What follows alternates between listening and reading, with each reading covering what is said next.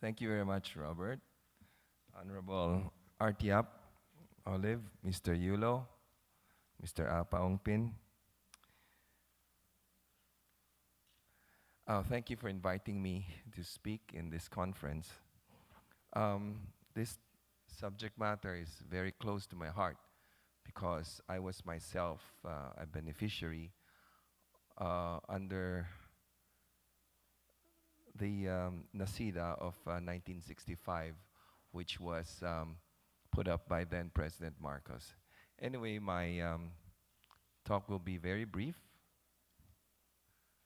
Are you doing it? Yeah. Yes, okay, thank you very much.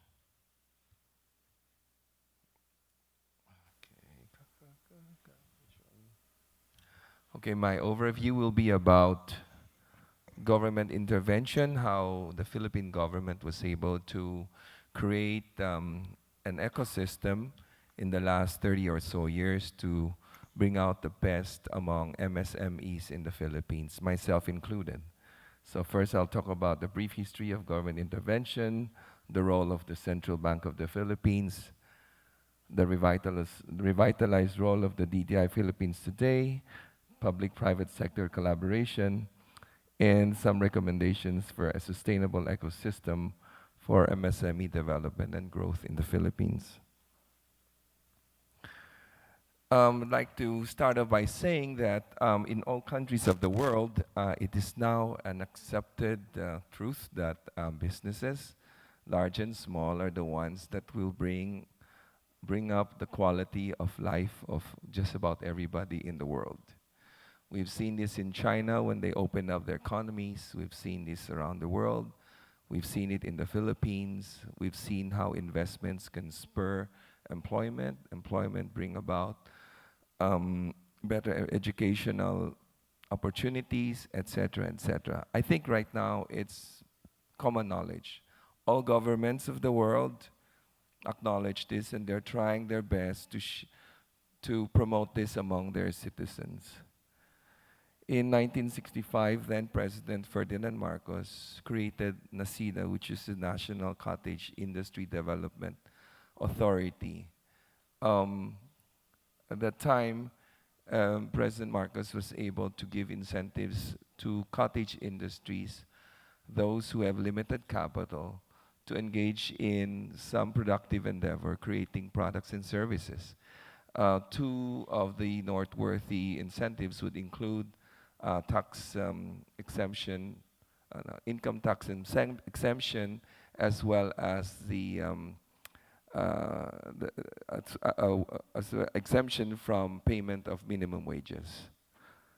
And then in 1986, then President Cory Aquino, when she took power after the EDSA revolution, created the Department of Trade and Industries, which is what we have today, basically absorbing the functions of then President Marcos's NACIDA. In 2002, I'd like to make mention that then Senator Manny Villar introduced a bill that became law, which was called the Bambi Law, which is the Barangay Micro Business Enterprise Law. Again, it is basically a law that updated or amended the previous NACIDA law, which is just to give incentives to small business people in the barangay level through incentives such as income tax holiday, as well as non-observance of minimum wage. And then very recently, in 2014, there's this Go Negocio Act of 2014, the RA 10644, which was sponsored by our senator, a very young senator, Bam Aquino. The Go Negocio Act came about through a collaboration between government and private sector, which is headed by Mr. Joy Concepcion, who is now the Presidential Advisor for Entrepreneurship. Everything we wanted to do at Go Negocio, we were able to put it into law, which became the Republic Act 10644. Basically, this law provides for the establishment of what we call the negosyo centers or the business centers, where all of the permits from government could be done under one roof in one office, and the establishment of physical offices where small business people can go to for financing, for technology transfer, for skills development, etc., etc. And then just like a few weeks ago, there was a new bill introduced to the Senate floor by Senator Mig's good friend, Senator, the Senate Bill 1311, which is the Ease of Doing Business Act, which is basically an act that will penalize people in government for not acting on permits that are properly processed. I mean, this is like a dream come true for many business people, big and small. So the act actually provides for penalties for government people for not acting on it. And the act also would allow a business person to actually go ahead with it within so many days if the government office had not acted upon such permit. So it's basically one that cuts red tape. And so, sorry, and well, that's Congressman Art. This is Senate bill, and then yeah, okay, Congressman Art filed the counterpart bill, which is in the lower house, which is practic. Is it like the same? Yeah. So very soon, Congressman, we're gonna have like a good version coming up. Um, the second thing I'd like to talk about is the role of central bank. Many of us small business people do not realize that the central bank actually sets the ecosystem for the growth of the financial ecosystem, for the growth of the Philippine MSME. Our Philippine Central Bank has been one of the most innovative in terms of financial services and inclusion. It had our central bank actually, oh, thank you, sorry.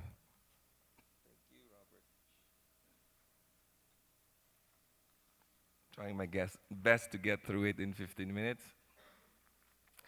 It created our central bank, for example, waived some of the requirements imposed by the banks for lending to small business people. Like for loans less than 3 million, the central bank actually says, look, you don't require income tax return. So also the central bank encourages big banks to set aside a portion of their a portion of their loan portfolio for small business, and actually in some cases the central bank does not require reserve requirement as high as normal banks as long as they lend to small businesses. Excuse me. Sorry about this. And the central bank is also responsible for the Philippine National Strategy for Financial Inclusion. In so many words, this NSFI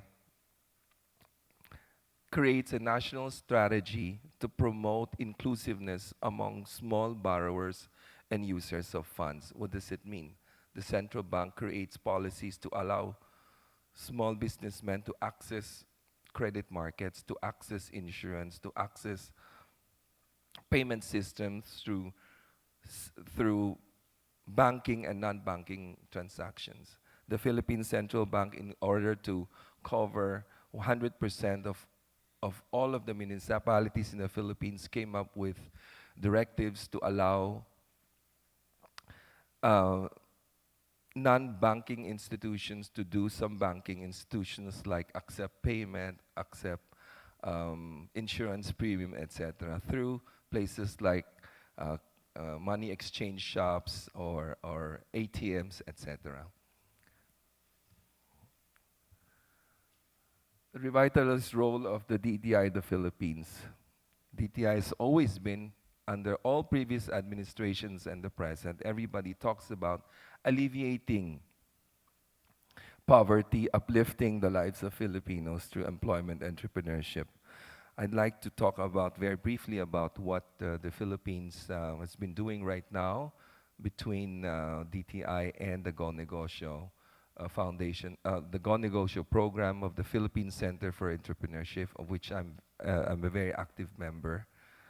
Um, with the Go Negosyo, we're able to partner with government to advocate for mindset change, to advocate for the dissemination of economic opportunities where they are, and also our inputs as to the creation of industry roadmaps, whether it be in coffee, in coconut plantation, in manufacturing, etc.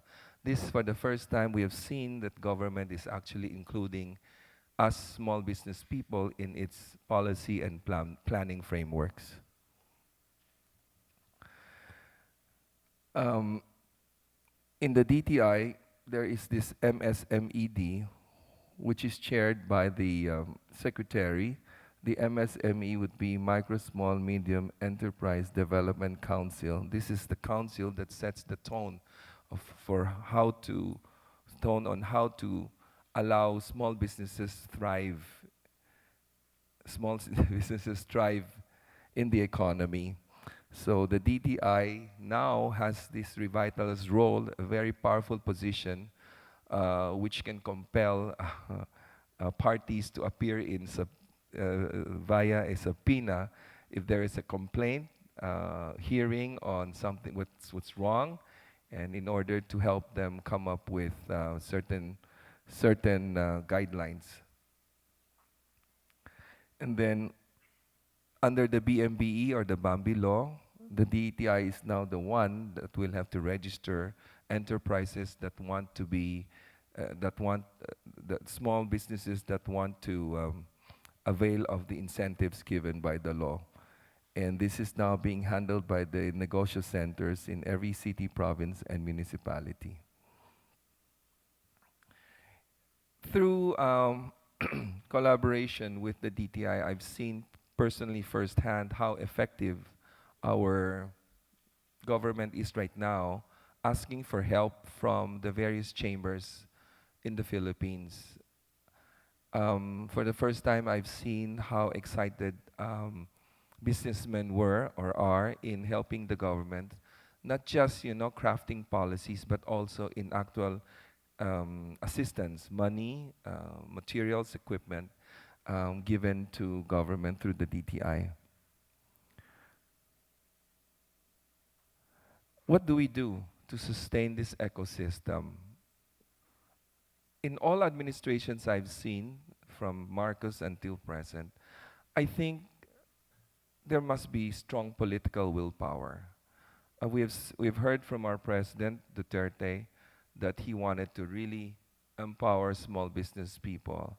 I was with him in the trips to Beijing, the trips to Tokyo, also in the trips to Davao, where we launched the MSME there, together with the DTI secretary. Here is a president who really talks about the plight of the poor people, the business people, and he has pledged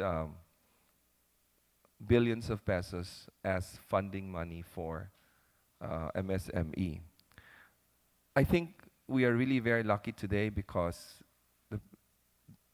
the political willpower is there. What needs to be done would be, of course, translating it into workable programs. The other thing, of course, Congressman Art, this ease of doing business in the Philippines. I think if this landmark bill will have like a version from the House, I think this will really bring home the idea that MSME is going to be, the savior of Philippine business. If you got stuck in red tape, you can be stuck forever.